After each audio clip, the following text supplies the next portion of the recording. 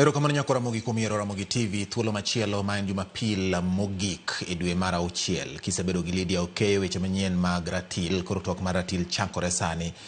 Wena nitiere ka nyakora mogi hangisi ni adhi bedo gi welo adek kaka ne video senyisi motelo gi koreyo makare. Asebedo ka gi wenda ariyo ne wachako twak wendo na mar adek mana matin kende to odonjo kar ka mondo en bende wachak kode twak podi wako ne gik makeyo weche gi mondo kodonjo kata koro duonde bedo malew. Nyakora mogi arwaki ni machiegni twak mar ratil mogik e dwe mar auchiel. Bang' ng'anyo bedo e pacho ka e dwe mar auchiel mar higani ka moko kuom gi ne gin rapar mar higa mokalo. Onen timbe mopogore opogore, kido mopogore opogore ng'anyo. Penjo marwa maduong' en ni dibed ni en ng'anyo koso njore. To ka en njore, ang'o gini manyiso ni en njore? To ka en ng'anyo, to ang'o gini manyiso ni en ng'anyo? To ere kaka inyalo tiek njore kopo ni en njore? Dipo ni tieke gi weche mager mowuok kuom jotelo mantie sirikal, koso nitie yo minyalo kwe godo gigo manyalo kelo timbe mag njore e kinde mag ng'anyo? Mane twak ma wan go kawuono nyakwara mogi an kod Charles Owino man en jawach elo obila e kinde machien. Kinde duto kwago kod mbako ng'isa ni bati an pod an obila. An kod Tom Nduku ma en jalony e weche mag arita kendo janon weche mag siasa bende. Kaso wadhi bedo kae kod okil Ambrose Weda ma en okil kamaloka kendo jalo mobendo osebedo e sekta mar kedo ratiro mar oganda e kidienje mopogore opogore. Machiegni e twak mar ratil kawuono. Machiegni ya Charles. Erokamano. Machiegni Nduku. Erokamano. Okil biro, to kapok okil biro, nikech ng'ino okil kama loka, nyalo loko weche wakata mwasewacho gi. Mwachak e tiende kendo. To kapok obiro chako loko gi, wang'iya ne gik motimore ng'anyo mosekalo chien gi. Weche osewach kod jatelo mawuok e sirikal, ahinya to jatend migawo mar arita Kipchumba Murkomen, ma okelo ng'ur mathoth ahinya. Samoro ji emokawe oko mar gima nowacho, samoro mane gima nowacho. Emomiyo un ka mondo ler na jopiny to mano nyalo bet ni e gima no ofulo e seche mano wacho to kopo ni mane gima nowuok e chunye keto Kenya kama chalo nade. Mokwongo apenji ni ne en njore koso ng'anyo? Mane penjo mopenjore mang'eny ahinya kuom oganda. Achak kod Charles. Yes. Iseti e sekta mar arita, pod in apisa mar arita, nikech mane gimiwacho ni lonye kendo isenono yo mathoth ahinya. Nen njore koso ng'anyo? Erokamano. Mokwongo ing'eyo gima notimore higa mokalo. Kane wach mar finance bill nobiro, ne nitie ng'anyo kendo nitie joma nolalo ngimagi. Chieng' no ne en tarik 25 dwe mar auchiel higa mokalo. Kanyo chopo higani to familia mag joma nolalo ngimagi miyo 4 mane nyithindgi otho to gi wuoyi achiel mane wadgi otho ne gioro kwayo kuom obila, gioro notice kuom obila ma Central Nairobi ni gibiro bedo gi ng'anyo, kendo ne giwacho ni gibiro bedo gi ng'anyo ka giwuok Nation Center kendo ka gidhi Harambee Avenue nyaka gichop but Parliament to kendo nyaka gichop Harambee Avenue. Bang' mano, chieng' no, ne giwacho ni gibiro chako ng'anyo sa 4. Ne gibedo giromo gobila ngeso mane luwo chieng' tich adek no.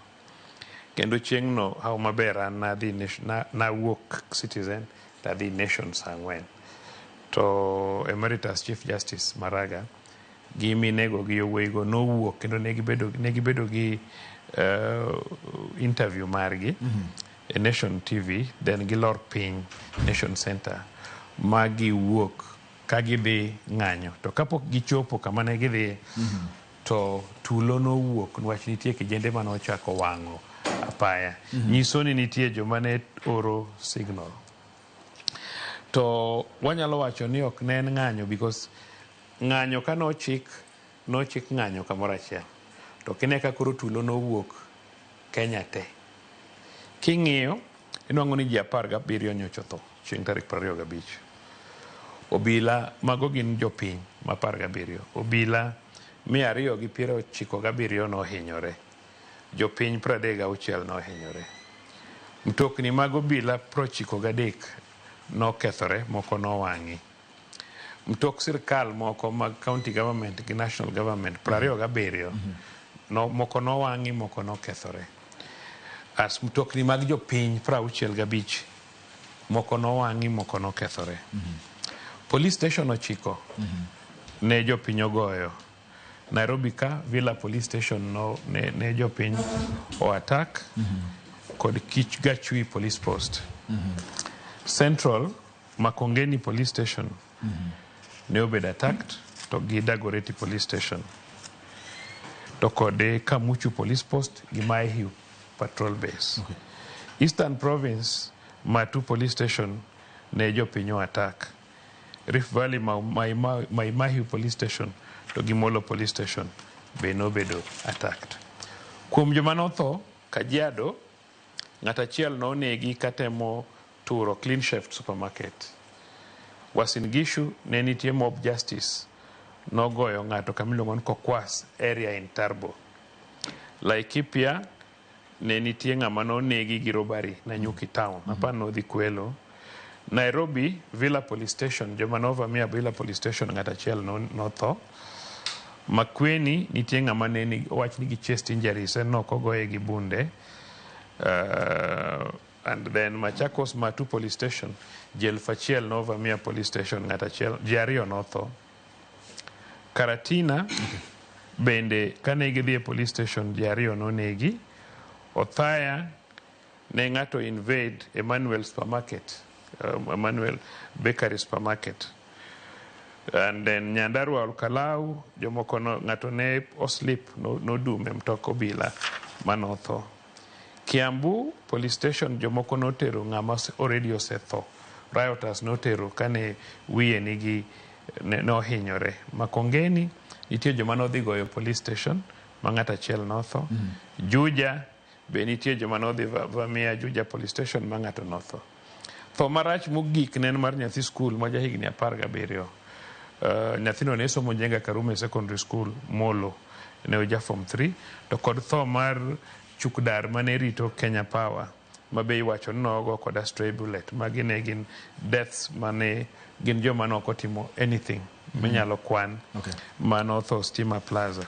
So king'iyo tinwang'o ni ji notho, to kendo king'iyo njore mane ji otimo minwang'o ka mtokni mag police 93 okethi, mag GK 27 be okethi mok mag police, to mtok civilians mag jopiny 65 be okethi gi joma nohinyore. Tineno ni gini ok ne en njori, ok ne en maandamano kaka ne ji wacho. Sawa. Kaluwore gi Charles Owino ne en njori ok ng'anyo. Tom Nduku, ano ka wakili Ambrose Weda rwakne gima nwanyiso jopiny ni rwakone cha, koro duonde biro wuok maliw. Adhi kodi mbele Tom.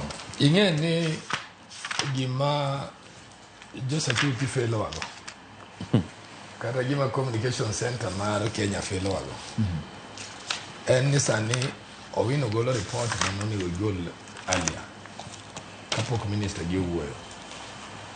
Namba 2, kirango iyo ma jojo ne opang security gi en ni jonjore gi demonstrators gibiri nwang'o gi yo mane. Nikech gima duong' sani en ni jogi otero bura gikwayo to enono wacho kan Gen Z ne timo rapar geche ni iwigi giwegi nono ging'e ni these people are bigger than the 4 people who are coming in. To kirango tinwang'o ka koro minister wacho ni nitie a hand kata Owino wacho nitie njore. To wadwa tieko njore nadi? Ke ng'anyo to pod wabiro bedo. Wadwa tieko gi nadi? Tieko gi en keto mikakati makare. Kirango kaka minister nodhi wuoyo kuonde mokwal. Bai gotie na ng'eni minister was aware kuonde ma omuki, kuonde ma tim nadi. Magima none ogikwongo timo. Owino is an office of the law, en ng'ama nobedo CID, ong'eyo what they should have done first. Then mark the whole area, dwaro landlord, dwaro weg joma miliki utego, to gitimo dusting. Give the CCTV. gi watch gigi nikech jogi ginenore kendo faces gi nitie koro giwegi ka gibiro gokinyi to gin something to tell us to ka gin ma gibiro gokinyi to gin ma gidonjo scene of crime giduto to gichako wacho ka losi sobeti ere ka gidwa konyo jomolal nikech ma is a crime to property koro gima duong' ma nyaka wawinjre moving forward en nang'o nikech jong'anyo ne ng'anyo e town jomoko to kwalo oko ngeche ni the thinking monego ji par kata sani ka Charles en ng'ama ber monego kony gi en njoro osebedo mang'eny to ka njoro osebedo mang'eny wadwa tieke nang'o ok wabwa tieke ga announcement ok wabi tieke ka minister breathe fire cha wabro na tieke gi mipango mabeyo ngeche no luw jogi bo makgi to sani ng'ene scene of crime osekethre matin nikech jo polise wegi top police officers mane gima chanda Kenya ka top police officers otieno mangima gintie nikech nitie gima iluongo na assessment after crime be jogi notin sama kapok ne gidhi minister. This is where things went wrong nikech sata sani wanya chopo kuom josiasa gi to mana ko team investigation makare okinega sani josiasa moko be ne breathe fire itemo wacho ni njore ne nitiere ng'anyo njore ne ni town kendo ng'ato ok nyal kwalo nikech ng'ama dhi demonstrate gi nyakwa dhi demonstration mo kiemo kwongo okay koro watiek mondo but yes koro gima duong' en wadwa timo investigation now wan gi investigation kich nitie joma be ne breathe fire kapok gini otimore wan gi josiasa ma ne breathe fire it will happen it must happen koro nego gibedo nyisgi to un joma ne u invite ga ka ne gin ng'ano gini mane u invite ga mondo bi injo i demonstration ge demonstration mano luongo ni koro kelo lal okelo thoe koro from there they can be accountable on their own action ke kare gibende ke josiasa bendo ero kawo gik moko magidwa nwang'e popularity gi magikia iwinja seche moko be gigolo pesa mondo wawe landa ng'ane timo gini mondo koro wachop kuom jogi nikech nitie joma sani weyo ni gini opposition gibed accountable for their own mistakes nikech outburst bende ok ber iwinja nikech jogi onego nyis jino sani koro nitie crime about property nitie joma property olalo Charles rokwano na joma tho to joma olalo property manjo apedo nyithigi do gibege tho the family is already gone who is to pay them koro gima duong' en wan gi politicians wan gi former deputy president wan gi jo opposition ma bende nyocha breathe fire oluong gi jogi otim gi investigation ong'en to level mane mane gidwa participate i demonstration ke demonstration mane giluongo to koro kelo lal okelo property moko kethre mondo wawe nywando gini wawe nywando ang'o gini wawe nywando no crime abro chwade ji bunde ang'o gi magi are total nonsense kech bunde bende tie samoni gigole koro gima duong' okwongo non mondo kila ng'ato ka ng'ato ting' musiki. All right, thanks rokamananya Tom Nduku wakili Weda. Yes. Uchopo kanye makoro wapenjore ni en njore koso ng'anyo. Erokamano yikwara moge mosu kamoro montie good evening good morning praise the Lord Nyasaye bed kodu kendo med bedo ge Kenya kawadhi mbele sipeka gibda mosu kotela ge Charles sipna Tom Nduku awinjo kaluso mamit gima timore Kenya kawuone ma wacho ne nyithinda nonego bed ni chieng' moro police obed karaya for 3-4 days Giogore mabere kwang'eyo the role of the police. Ng'anyo manyo timore ni ok stote fast. No ng'anyo ka Moi president kana university Moi must go. So Moi must go, Ruto must go is no more. Kibaki must go. Uhuru must go. Mago are no more. Ng'anyo ni okonyie. Ana jago ng'anyo 1989, 90, 91. Wanyanya nyaka 207. Nechwadi. Abire werikni mmoja jiloso sana chika iti orongeo jidwa ng'eyo wachi nikejwa linga wachi am explaining wakili exactly you are explaining gimatemo gombo mondo ang'e sami explain abire mano an wakili bende so just let me explain. Okay, so ng'anyo is not new ng'amo se lead ng'anyo malongo mideo mang'enje Kenya ka iluongo ni Honorable Raila Odinga. So onge chieng' moro Raila no wacho ni the one bunge the one Supreme Court to koro waseneno ng'anya ariyo miwacho ni police kekuting bunde kekuting mang'o makori ineno kigo police kaburo kenge to achia nikech ji dwa wang'o ma manyoro ni kata moro cha ne ji biro gi loche to sombo gik moko igni gi duto nyore kineno ka supermarkets mopong dhano sombo ok nyal sombo supermarket spontaneously magi gik mopanga maber ni mawapango mawadhi turo mawadhi timang'o omiyo question miwinji penye ni mang'anyo koso njore ok onego penje nikech en gima ineno gi wang' to gima lit ni wasego police makoro police oluor igo police malwar piny tok tal kot be wacho ni kik utal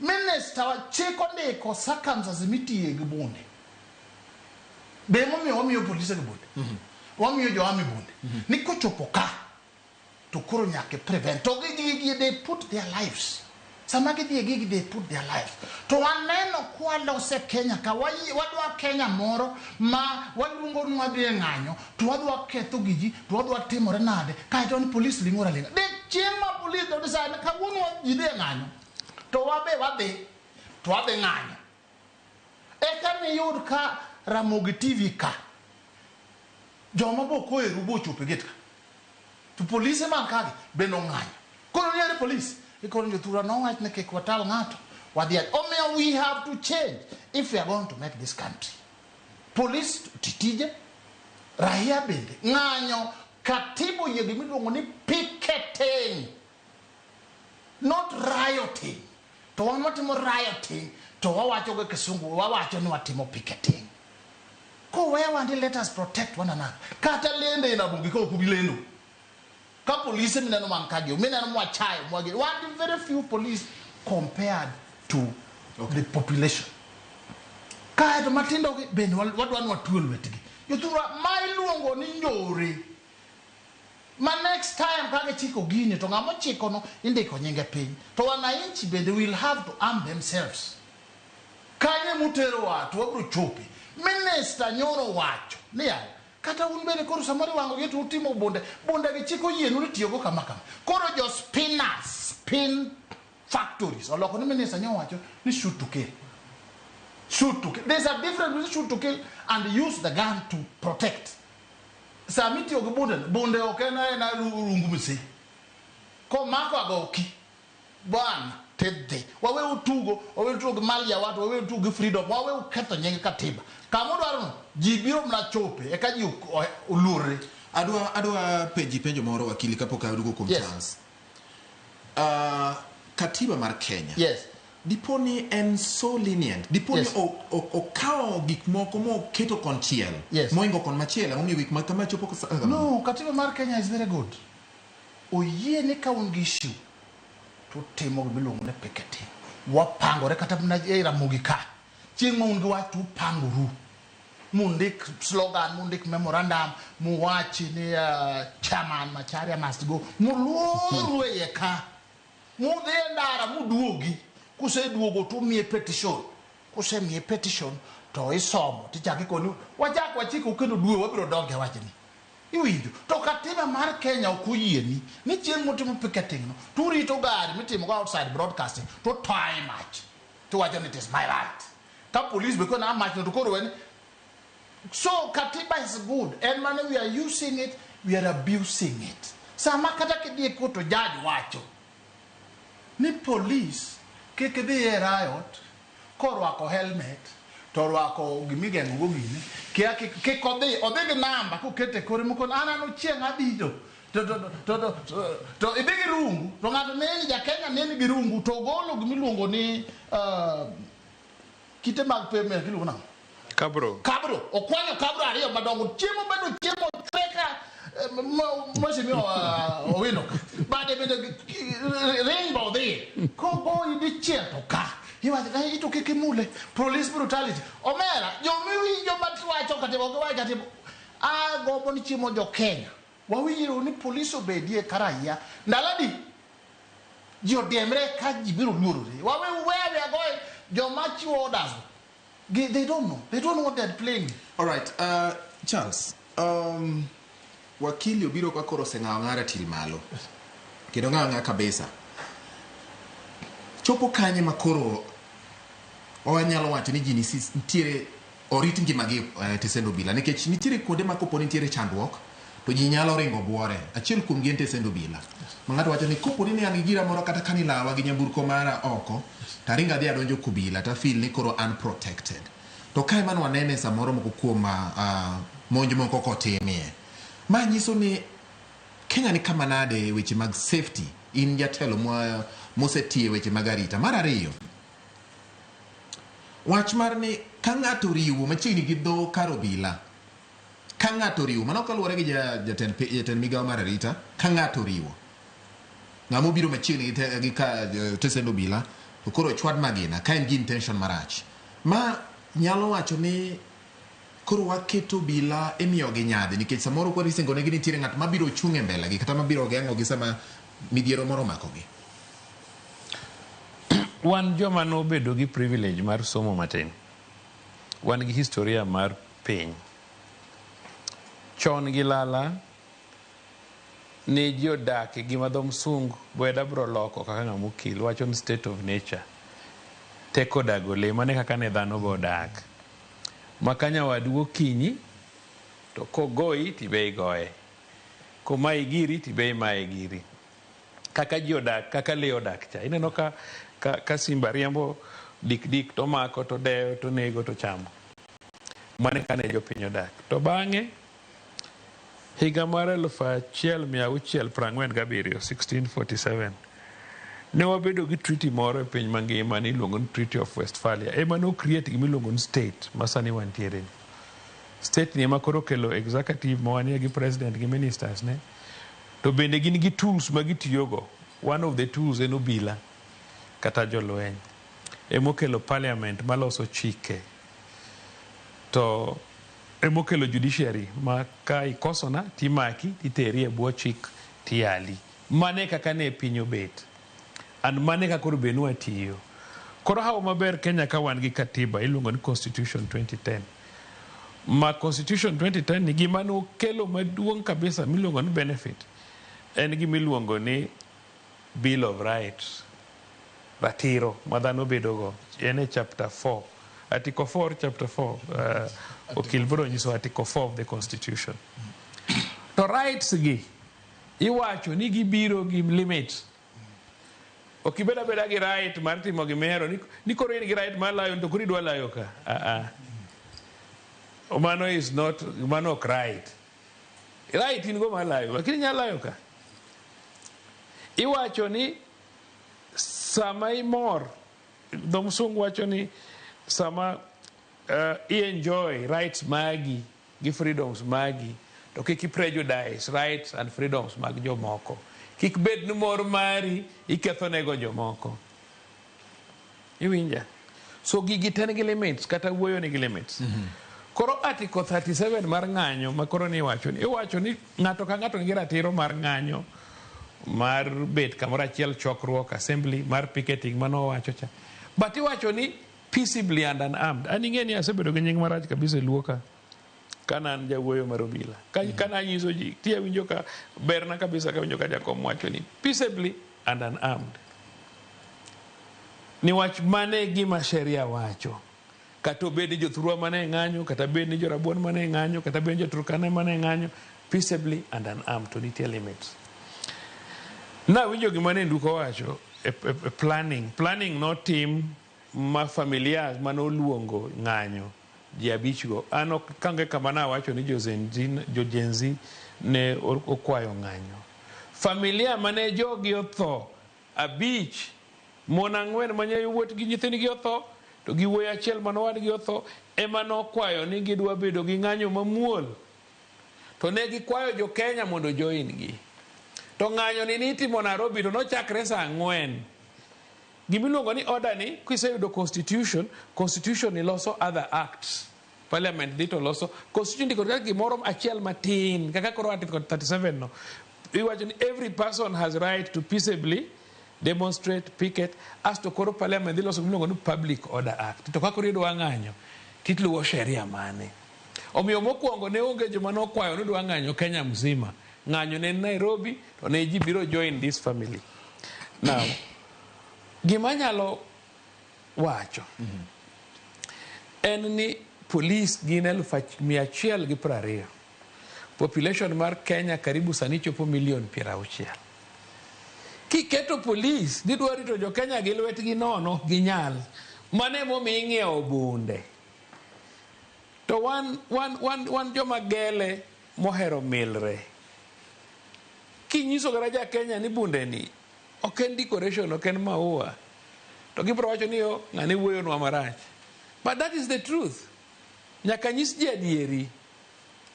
Bunde ni ema rito piny. Bunde ni ema rito kata ka. Sama wane studio ka, un gi police e gate ka. Man gi bunde. Ok en gi bunde ni kakoro jakuo biro ka sani to keto bunde piny to chako lemo. Otiyo go. Kendo ji osetiyo gi bunde no. Wasenego terrorists ka. Osenego robbers ka. Kenya ka ne nitie ndalo mane nitie robbers maricho kabisa maturo bengi. Gima nokonyo wane en CCTV. Koro ne golo faces gi. But Kenya ka kata mana kiketo mtoki idho ot. Ndalo moko ni kwalo mtokni ji kabisa. Kenya ka. Gima rito ji en bunde. Obila gi kata kidhi along borders. Ndalo mancha wa Al-Shabaab thagowa. Bunde ne morito gang'o. Irito go piny. Omiyo minister wacho. Ok pile udhi ka police. Donge ji dhi ka police pile. Ka police en kamigo e report. To police timo investigations, to mako ng'ato, to tere court. Police ok en kamibiro ni dhi wang'o. Gima ne minister wacho, joma nyocha odhi, kwano ni police station ochiko. Manyocha jogi odhi wang'o. Adwa repeat ni, Nairobi kane wan gi Villa police station. Ngoja tu gikachwi police post. Sawa. Kori winjo, gino dhi wang'o police stations. Police station e kama ji ema rito ji te, ok nyal wang'o. Adwa nyisi ni gimotimre ni ok nochak notimre kendo. Ng'ama notem dhi wang'o ka police nonege gi bunde. Ng'ama notem. And adieri ber kinyiso jo piny. Kata mana kane watindo ni koran ka police ok tere ngera. Omiyo ka in idwa winjo wach ni ng'ato dwa wuondi ni ene ode gi nyithinde, oneno TV, to into koro wuondi ni dhi attack ka police. Kati dhi wang supermarket. Ji wacho ni police tiyo gi bunde to protect ngima mare kata ngima mar nyawadgi. Sheria to wacho ni property ok ahinya, but property to iwacho ni sama attack property no to nyalo affect ngima mar ng'ato. Like idhi e supermarket iwang'e, idhi e duk ng'ato iwang'o, inyalo affect ngima mar joma tiyo ka kanyo. Dineno kuo manotimore Kenya ka. Nitie nyithindo manyiri matindo gin single parents, oran saloon, ouso wuoche, ouso lewni, koro kwale owang' gike morumo, onge kata insurance. To police nigi haki ma protect. Adanyisi bati. Gima notimore en aparo ni police noweyo matin mondo gi restrain themselves. Jomoko ne dwaro ni ji otho mang'eny mondo ginwang' gima gi campaign godo. Koran gima nya wacho en ni okadwa wuondi. Ni ka ng'ato nochak nodhi ni dhi goyo ka police, to wacho ne nodhi ng'anyo, police ok noyiene. Nchi neno kigoyo police. Ogonya ka police man gi bunde, mopodho piny to pod omako mana bunde ne. Ogo police madhako, moketh wiye. I am telling you, obila moko mane nigi bunde go ne nigi right mar nego jogo. Kendo ne nigi nego ji mang'eny kabisa. Omiyo ber gima ncha minister wacho no nyis ji maler ni kik ji par ni bunde go gin mag decorations. Kidhi wang'o. Winjo wache public oso en gima nego. Ipando nang'o? Public. Ipando nang'o? Amo ipando nyathini manyako ni kitugo gi wuoyi to biro mi nyach, kata biro mi ukimwi, kata biro mi ich. That is the truth. But gima minister wuondo ne ji onge. Minister isa ji ni kidhi ka police. Nwach gikwalo nyaka bunde abich ka police. Wase recovery okende. Idhi kwalo bunde ka police ng'amwang' no way. Peace ma wan goni en gima very expensive to get. Ji osethagore. Kidhi Uganda ka ji osethagore. Mochopo ni koro jolweny emorito Uganda gi thuon. Kidhi Rwanda ka, the same problem. Manok bitimre. And but I can tell you, ng'ato nyalo luonga gwang', nyalo luonga paka, But me, I am telling you, kidhika police kata kini nyathina mo negi kuno, an kata kawo kakawi na diki. I have no time for you. Nduku. Mach kuom mach. En mach man. Kendo onge mung'a wach. Mach kuom mach onge mung'a wach. Iwache diere. Kidhi gi kibrit ka polis, tiromo gi lisasi. To onge mung'a wach iwache lela. Ang'o matimore wachopo kana? Okapano an kanyo. Ing'eyo? Mae kama defa ego Owino gini. Nikech gitamo ing'eyo adiera mantie to gin e polis.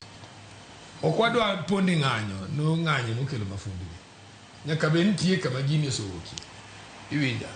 Nikech ka jogi omonjo ka polis, that is just incident. To what of you lose properties? To what of you lose ngimagi? Ing'eni nitie jonjore mosod beti Kenya ka ma polis osoweyo. Either process mar tweyogi osotamo police ka gi present cases emomiyo jogi ochopo to this level. Omiyo gima nyaka wawinjre. The government has been so lenient because the police also so lenient. Investigation ma nikech ing'eyo. Nduku. Gigi okwari. No. Gima aduoko ni aduoka. It is important. Gima Charles Owino gi Weda temo wacho ka ni oganda osego police from all corners. Majogo wacho ni kare koro nikech wane mine wacho ni wane go ji mako pono timore makara ni both moro to wane ma imako wa. Kare koro wawe. Diporo wachopo ka. Wani winjo. Anago siepa moro ma jasi ID boss yako ilo ni shemoto. Wachwanyare kabisa bata. Gimaere gunu wiye ler we reason together. Gimado anawachi. And examples are there. Yes. No law clutch kai kapo da tin. I think I must have been in standard 2 or around 2 kind or 3. To anye maber. Ne ban Kenya kano bedo shaken. Mane Kenya duogo. Gima no kwongo lando ni Kenya ni mora yot ma onge receipt. Lete. Jineti mo nyaka sofa sit guti no kakitinda. Ke sirikal nitiyo. These examples are there. Mano ni katiba machon. Onge gimoro katiba machon. Owino we ng'ado. But yenagi morachiel. No. But yenagi morachiel. Gima aparo ni nitie point ma Tom miss a discussion ni. Kaka wawuoyo sani police poko stop investigations. Yaka gini notimore investigations dhi mbele. Kata mana jomo thogi. Pod ibro yaw inquest into the cause of death. Oinga mathomo ok yaw inquiry mondo wang'e ni to kata kopo ni police be nonego ng'ato kata ka police wacho ni nonege police station be nadieri. Iwinjo. Ibro timi gima Tom wacho. No, Tom is complaining about investigations. To gimwa discuss ka. Ni to bed ni unjustified going forward. Ni police nyalo tiyo gi bunde. Mane gima ada her ni mondo o answer. To investigations to en gima pod bro dhi mbele. Okwanyal timo investigations one day kane incident otimore. Nduku ni ka bro lero manes. Owino have to make it clear to you as an investigator. Circumstances ma gimoro nyakaran. Gimomiyo tuo ni chopo nyaka manyo chopo. You know for last year you are talking about investigation. Where are these investigations from last year until to date? Why did we allow this one to catch up with us? Nikechango onge report muso good. The truth of the matter is, why me jo siasa madwaro power, chance, mondo gi magnify gi maonge just because of inability marjo ma officers of the law. Gi ma utim sani Owino moving forward. You miss the important point. You do way you do examine scenes of crime. But you don't say no way ka jo maki. And you me era serikal machon gradu Weda chon serikal machon. Ine wan kodi kibiro golo jisel. Kwa police not for Guineas, Central Park. Moi not be. Police not for on a Thursday. On Friday, Moine pass out parade nyeri. Moino atango. Wameua polisi yangu. Kwani hiyo polisi hapana iko mama. Ba saboro polisi hadi jadima na nani ye. Ndio no magda par kaboro. Maningi, mo wangine ne kaka na okuna galada kiot. Wotien. Omio the truth of the matter is. Nirwako na ngazako. Yes, manao okay ka police biro lor na yot.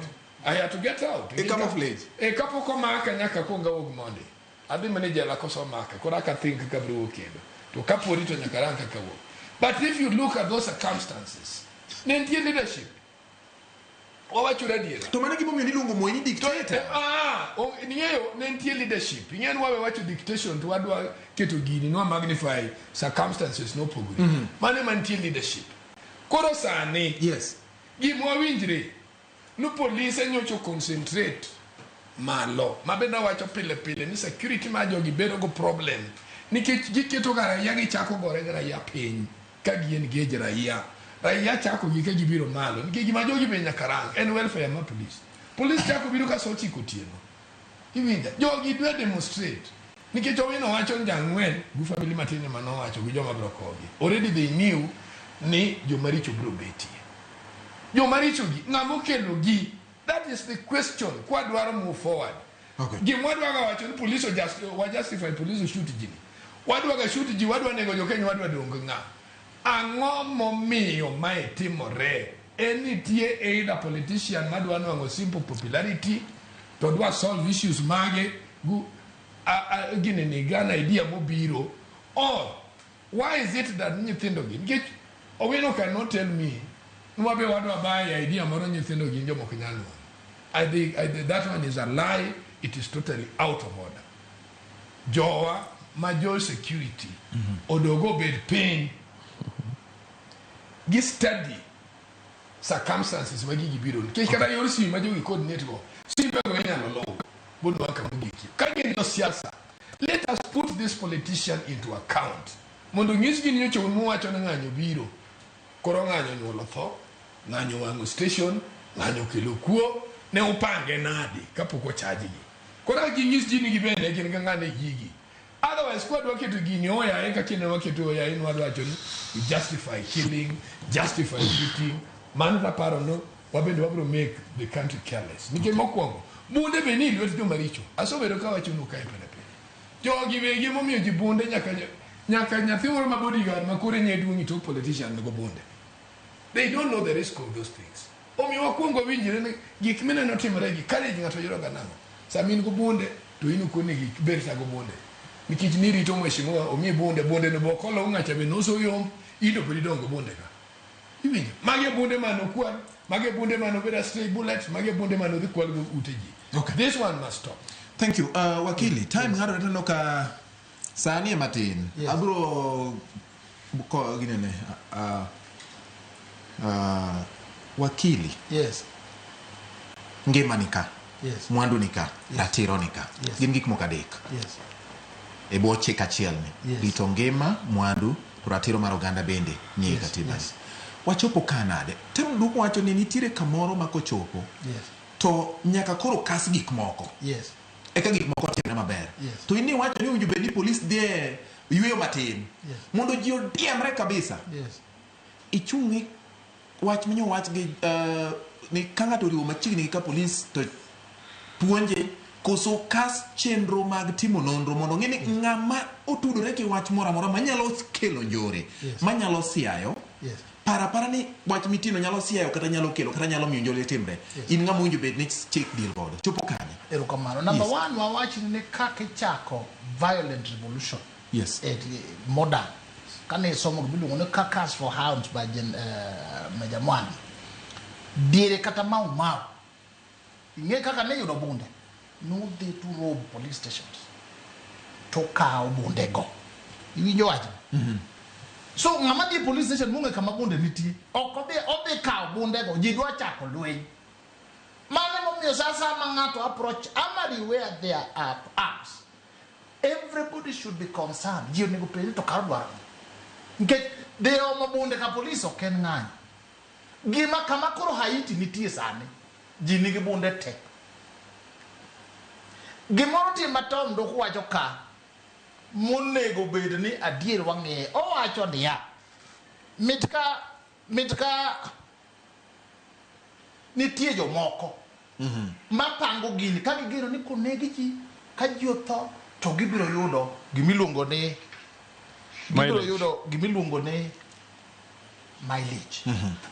En adier ni jomoko maparo ni nitie kaka ng'anyo nyalo biro magigol President Ruto. Emomiyo kata sani giyanyo Raila donga ni ndhogo wa neti mauti pendo Raila ndhogo kule nikech en ng'ama gi paro ni dine ji dia nyime tinego jomoko to kae to jiwacho nego nyithindwa uneko utimo ang'o, then wachopo kanyo. Gima nyaka timre en ni kidhi kama bunde nitie to koro okinie ng'anyo, koro in e gima chielo. Nyocha chieng' tich adek na kamiluongo ni Mount Elgon kade kamiluongo ni Nyeri, so that on Thursday I address the Kama conference. Abiro machopo Nakuru saa 1 to decide ni wadhi anindi Nyahururu. Yo abiro maber to kakoro chopo e Nyahururu ka saa 3 otieno chopo kamoro ayudo ka gidino ndara to ginege nyithindo matindo gibiro gichopo gilora mkubwa amoso ke kasemoso kata yao disa mkubwa ni maji tu amio ge maji kadiele next achaka yo ka gidino to maka tayudo joma rude madwaro lweny tinge ni wuitoko kule oko kura benda wuke mitoka koro sane kama mbaya ni mbaya tabeda golo yao nayo tie gimiluongo ni yao nayo omiyo sama neno ka police oting'o bunde tigo egwe kabro kenge ng'ano no konego bede police awaje ni kata mana an pastor an jadolo marangele kan kibiro lae altar kanisa wapogo saa oli communion tibiro in bati ilayo tipielo kanyo tiwito nwachien kenge moro wuondi na biro go chonga pinta ilo muma abro ng'ado girin to wito pe por what be confession. Hallelujah. Do you understand? Land has not reduced this country. No, as police should be told, let them take charge. Gimanyo minister watch. Let us take charge. What we do with your bond, the police up there the Yaga talk by Kidi. Okay. To call command what will their hit is time. Saogi Kegiko.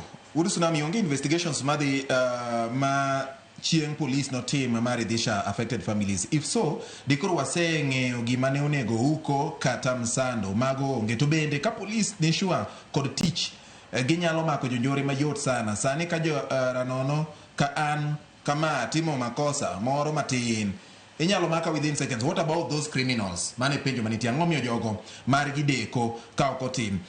Ipenjo chance ni nyocha nitire jomoko mano neka wuotho machiegni kod obila ng'anyo mokalo chien mane oting'o runge. They were not police officers.